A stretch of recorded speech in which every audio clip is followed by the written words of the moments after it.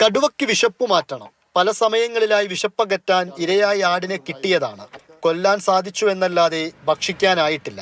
കടിച്ചു കൊന്ന ആടിനെ തന്നെ ഇരയായി വെച്ച് കെണിയിലാക്കാൻ വനപാലകർ പലത് ശ്രമിച്ചതും വിഫലമായി.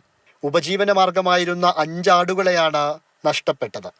ഏറ്റവും ഒടുവിൽ പുൽപ്പള്ളി തൂപ്രയിലെ ചന്ദ്രന്റെ മുട്ടനാടിനെയായിരുന്നു കടുവ കൊന്നത്. വലിയ സൗണ്ട് കേട്ടി, വലിച്ചൊടിക്കുന്ന സൗണ്ടും പിന്നെ ആടിൻ്റെ ഭയങ്കര കരച്ചിലും. അപ്പോഴും ജനൽ ഞാൻ തുറന്നിട്ട് വടികൊണ്ട് ചുമരിലേക്ക് അടിച്ചു കഴിഞ്ഞപ്പം ഇതിൻ്റെ പിടുത്തം വിട്ട് ചാടി താഴെ. കൊന്നിട്ട മുട്ടനാടിനെ തന്നെ കടുവയ്ക്ക് ഇരയായി വെച്ച് കെണിയിലാക്കാനാണ് വനപാലകർ ഇന്നും ശ്രമിക്കുന്നത്. അതിനായി തൂപ്രയിലേക്ക് ഒരു കൂട് മാറ്റി സ്ഥാപിച്ചിട്ടുണ്ട്. കടുവയെ കണ്ടാലുടൻ മയക്കുവെടി വെച്ച് കെണിയിലാക്കൽ തന്നെയാണ് ലക്ഷ്യം.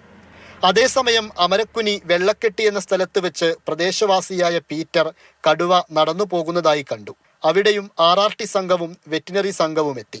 ഡ്രോൺ ഉപയോഗിച്ച് പരിശോധന നടത്തിയെങ്കിലും കണ്ടെത്താനായിട്ടില്ല. ആരോഗ്യമില്ലാത്ത ഒരു കടുവയാണ്, അധികം ഹൈറ്റില്ല, പിന്നെ വളരെ സ്ലോയിലാണ് നടന്നു പോയത്. ഇവിടെ പിന്നെ ചാലാണ്, ഇവിടെ നമ്മൾ കണ്ട സ്ഥലത്തിന്റെ അവിടുന്ന് ചാലിലേക്ക് ഇറങ്ങിയിട്ടാണ് അങ്ങോട്ട് കയറി പോവുകയാണ്. പുൽപ്പള്ളിയിലെ 8, 9, 11 വാർഡുകളിൽ ജില്ലാ കലക്ടർ നിരോധനാജ്ഞയും പുറപ്പെടുവിച്ചിട്ടുണ്ട്.